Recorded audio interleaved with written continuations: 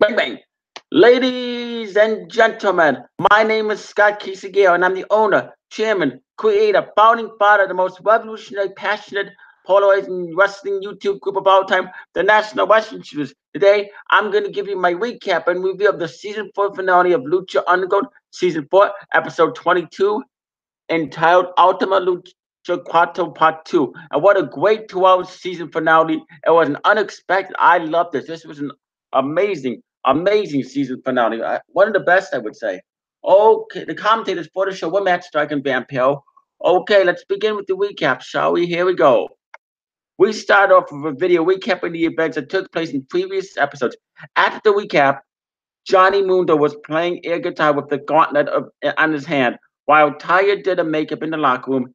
They talked about Johnny's match before he left. After Johnny left, Wiki Mundo was talking down. Rosa spoke to Taya.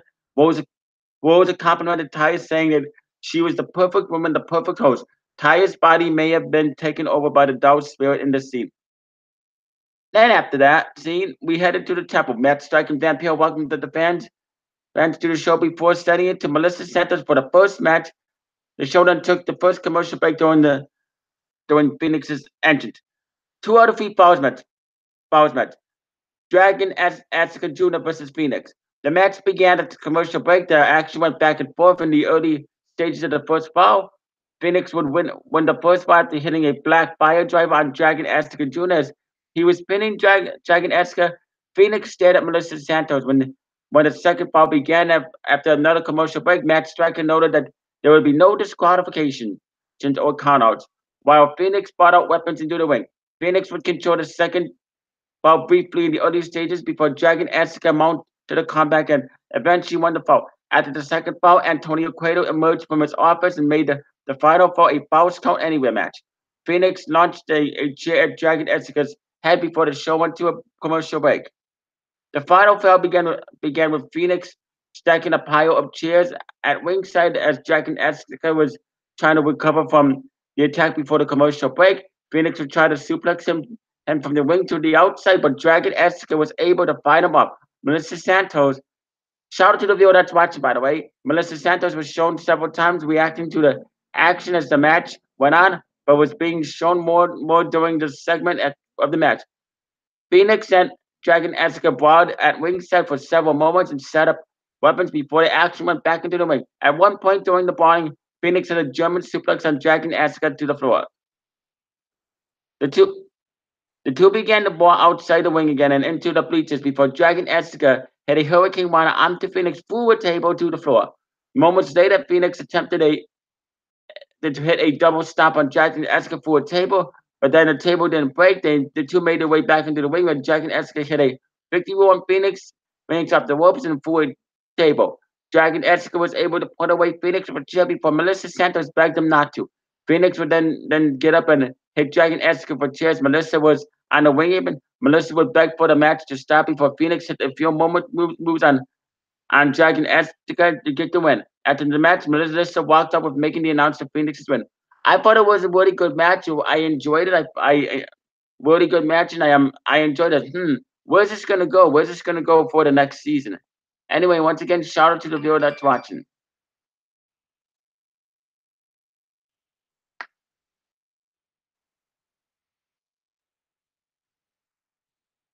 And then after that,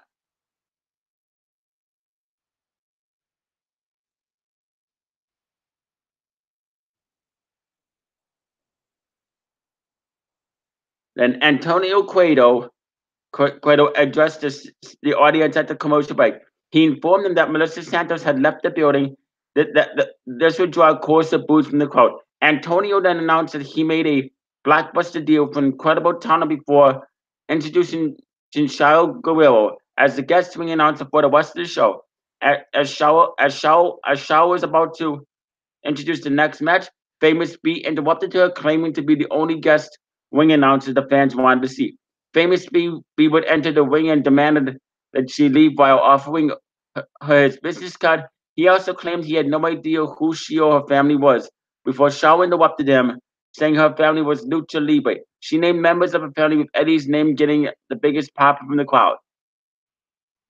After insulting Famous B, The two were about to fight before Chavo Guerrero Jr. slid the ring. Chavo and Chavo and Shao would punk Famous B before Shao hit the Three Amigos on Famous B. Chavo would follow up with a frog splash before the two tossed Famous B out of the ring. The show then went to a commercial break. Break with Shao and Chavo Guerrero celebrating the ring. I thought that was a great moment. Love Famous B seeing Famous B get his ass kicked. Anyway, shout out to the two viewers that are watching. By the way, what's up? And then after that, we had um, a death match: Mil Muertes versus the Mac. Mil Muertes brought a coffin to the Mil Muertes brought a coffin out to the ring with him for the match. The action went back and forth in the opening moments, and the Mac would hit a top con Gigo on Mil Muertes outside of the ring. During this portion of the match, Mil brought in another coffin to ringside. During the match, the Mac would open one of the coffins as the match went on, revealing that several weapons, including an axe, were inside the ring. The weapons were brought to the ring, and Mil Muertes used one of the weapons to bust the Mac open. Moments later, the Mac brought a trash can into the ring and hit a coast-to-coast drop kick onto Mil in one of the corners, and with the trash can to set up on top of him. The action would spill outside the ring again where the Mac would rip open Mil's mask and bust him open. Things would go back and forth between the two, with both guys hitting a few moves on each other for some near falls. The Mac eventually got the win after smashing a brick over Mil Muertes' head, followed by a stunner. After the match, the Mac dragged Mil Muertes into one of the coffins, and Mil brought to the ring. The Mac then celebrated the victory by drinking beers like Stone Cold Steve Austin. Before the match, Antonio Cueto yelled from the balcony at Johnny Mundo for having a gauntlet. Matanza then entered the temple ring and agent as the headdress and a costume. The show would then go to commercial break before the match began. I thought this was a good match. I like this. I really like this. That match really like the Lucha Underground going was allowed the wrestlers to bring an axe to the ring. Like I said, Lucha Underground is produced by Robert Rodriguez. It's like a Quentin Tarantino movie. It's like you never know what they're gonna do on Lucha Underground. You never know who's gonna live. You never know who's gonna die on Lucha Underground, and you never know who they're gonna resurrect. Lucha Underground is just amazing. Then it's the sacrifice to the gods. Johnny Mundo versus Mantenzo Cueto. After a commercial break, the match began. Antonio Cueto watched the action from the catwalk. The match started off with Johnny using the gauntlet to overpower Mantanza. Moments later, Mantanza whipped the gauntlet off of Johnny's hand and flew outside the ring. Johnny would then attempt to use his speed advantage to get the better of Mantanza, but Mantanza would overpower him and suplex him several times. Johnny was able to mount a comeback, but was caught up by Mantanza late in the match. Johnny would be able to escape from Mantanza and regain the gauntlet briefly before Mantanza prevented him from putting on Mantanza and tossed the gauntlet on top of the entranceway, leading to Johnny going around the temple to recover it. Johnny would eventually get on the top of the freezer where the gauntlet was thrown and recovered as Mantanza followed behind. Mantanza then threw Johnny through the roof and of the refrigerator entranceway. It was presumed that Mantanza won before Johnny emerged from the entranceway with the gauntlet. The action headed back inside the ring during the finishing stretch of the match. Johnny Mundo then punched Mantanza with the gauntlet several times and eventually got the win after hitting a punch from the top rope of the gauntlet. I thought this was a great match. I really enjoyed this, and I liked how Johnny Mundo was using the power glove. I thought that was I liked how I enjoyed that too. I liked how he was using the power of the gauntlet. What a way to win the match! What a way to win the match! Like I said, this is why Lucha Underground is amazing. And then at the commercial break, Johnny Mundo was shown walking backstage. Aerostar appeared and told him that the gauntlet wasn't helping him but destroying him. When Aerostar told him a god would inhibit his body, Johnny handed the gauntlet back to him. Aerostar told him that he was a good man, to which Johnny replied he was not. Inside the temple, Shao Guerrero introduced the main event. The show then went to a commercial break during the Mob's entrance. And it was the main event, Lucha Underground Championship match. Ciro Medio, Marty the Mob Martinez versus Pentagon Doc. Pentagon Doc got an early advantage after attacking Marty the Mob to start the match. During hours, Marty was busted open, began to bleed. Pentaconduct would throw several weapons inside the ring while dominating the match before Marty mounted a comeback inside the ring. Marty tried to whip the mask off of Pentaconduct off his face and stabbed him with a stabbed him in the forehead with a fork. The axe would spill outside the ring, and at one point, Pentagondoc hit a Mexican destroyer on Marty Muff after jumping off the commentary table. As the match progressed, Marty's face continued to pour blood all over. After getting an revenge over Pentagondoc, Marty brought a can of gasoline into the ring and poured it on Pentagondoc. He acted as if he was able to set Pentagondoc on fire before Pentagondoc kicked the lighter from Marty's hand. A few moments later, Pentagondoc hip tossed Marty out of a ring and through a table that was set up at ringside. The two would brawl outside the ring before some more before Pentagon threw Marty through a pane of glass that was set up at ringside. Pentagon would eventually get the win after hitting a package pile driver on a bunch of chairs. Great match, really good match between Pentagon Doc and Marty the Marvel, and I was glad that Pentagon became a two-time Lucha Underground champion. But after the match, Pentagon Doc was able to break the arm of Marty the Moth before Reclusa ran in. As Reclusa attacked Pentagon Doc, Vampire ran in to make the save. After making the save, Vampire and Pentagon Doc stood in the ring as Vampire presented Lucha Underground Championship to Pentagon. After this, Vampire attacked Pentagon Doc before Vampire's master, Australian Suicide, went in for the save. Vampire's master then hit a shooting star press onto Pentagon Doc outside the ring of a catwalk. Inside the ring, the master hit a shooting star, the sky twister onto Pentagon Doc before Jake Strong entered the temple. Jake Strong then entered the ring and exchanged the Gifted Gods title for a Lucha Underground Championship match. Then there was another main event, double main event. It was Lucha Underground Championship, Pentagon Doc versus Jake Strong. The match began and Jake immediately put an ankle lock on Pentagon Doc.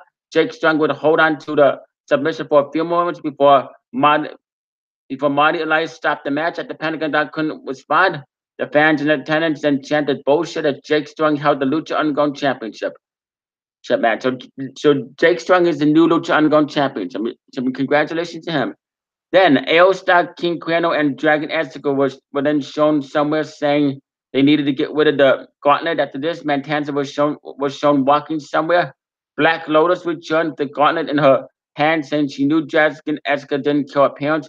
She didn't want to have went on to have she then went on to have possibly killed Matanza.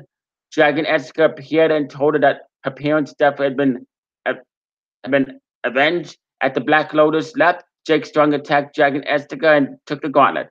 Johnny Mundo met up with Ty in the locker room to celebrate his win. Ty then told him she was not his wife, anonymous, before attacking him. At the attack, she declared that she was God. Ooh, interesting. I like this. This is why Lucha Underground is amazing. This is why it's one of the best wrestling shows on TV. And then Jake Strong then entered the limo with Antonio Cueto and Wade Barrett inside. They told Antonio that his son was a good host, but now it was time for them to take over the world. I like that Stu Bennett is in Lucha Underground. I wonder how they're going to use him. He looks good in this. So so it looks like he's going to be his Bad News Barrett character in Lucha Underground season 5, if it comes back for season 5, because there's rumors that season 5 may not be a season 5, but I hope those rumors are false. But anyway, and then the most shocking climactic moment after that, we flash back to a year ago when Antonio stole Dario's key. Then we saw Aostar that placed the amulet over the neck of Dario Cueto, bringing him back to life as the season ends to a to-be-continued cliffhanger. And I would give this cliffhanger 5 stars, the season 4 finale 5 stars, 2 thumbs up a 10 out of 10 and 8 triple plus. Really great finale. I'm glad that they brought Dario Cueto back to life. It was awesome. I wonder how if it does come back for season 5. I wonder what's gonna happen. Because I would like to see Dario Cueto confront the man responsible for his death, Antonio Cueto. That should be very interesting. I wonder how Antonio Cueto is gonna react that his other son Dario Cueto has been brought back to life. And the question is Matanza Cueto really dead? And is he going to stay dead, or is he going to be brought back to life too? What's going to happen? What is going on with the Cueto family? But anyway, great finale. Like I like the fact that Wade Barrett is in Lucha Underground playing a character that wants to take over the world. Very interesting to see what happens in season four. I mean, very interesting to see what happens in season five and where they go. Anyway, I thought season four was great. I really enjoyed the 22 episodes of season four. It was absolutely amazing. Thank you, Elway Network, and thank you, Robert Rodriguez. And please come back for season five. What's gonna happen? And Wade Barrett, Mantenza Cueto is dead. Wade Stu Bennett is in Lucha Underground. Ground playing the master, and Dario Cueto has been brought back to life by Illstar. So what a finale! What an unexpected, shocking finale! Definitely worth it, and it definitely left you hanging. It definitely left you hanging for what's going to happen in season five. I like it. I like it. I always love a good cliffhanger, and Lucha Underground did right with the cliffhanger. Wow, what a way to end the season! I mean, Lucha Underground just keeps getting better and better and better. I can't wait for season five. I enjoyed season four wonderfully, 5 stars, top notch.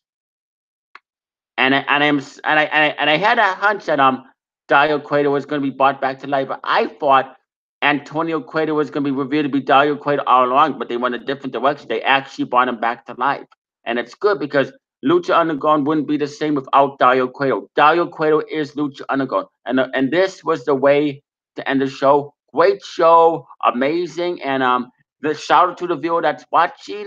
Comment down below in the comment section. Tell me what you thought about the season four finale of Lucha Underground. What do you think is going to happen in season five if it does come back for season five? And will we see a confrontation between Dario Cueto and Antonio Cueto? I would love to see it. And if it does, how it's going to be in season five? And what's Wade Bill and what's Stu Bennett doing there? What's Wade? I like how he said. I like how he asked if anybody else has some bad news. Maybe he's going to be his bad news Barrett character in Lucha Underground. I was saying, you never know. Just please, please renew it for season five. I can't wait to see what happens. And Jake Strong is the new Lucha Underground champion. A lot of cliffhangers, lot of stuff that they have Lucha Underground fans talk about. Wow, just amazing. Definitely left me hanging, wanting more. Please come back for season five. Great season. Thank you, season four. You were amazing. What a finale and what a cliffhanger. Anyway, comment down below in the comment section. Tell me what you thought about the season four finale. What do you think is gonna happen in season five? Anyway, you stay classy, live long and prosper. Peace out, and I must bid you adieu. Good night and goodbye and bang. And in the words of Cactus Jack, bang bang.